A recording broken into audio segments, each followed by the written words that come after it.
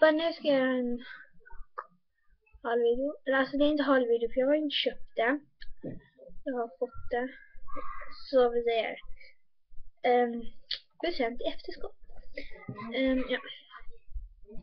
Jag fick ett kort. Jag har typ liksom, ja. Öppnat den.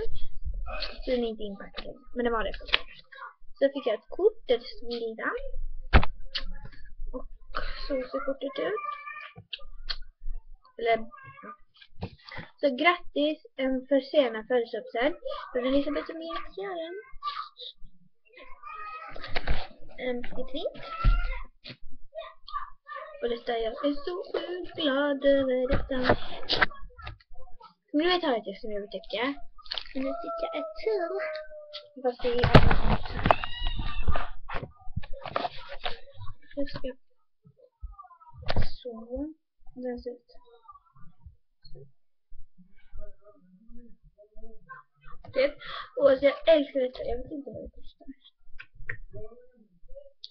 Och inte vad det är från heller. Men det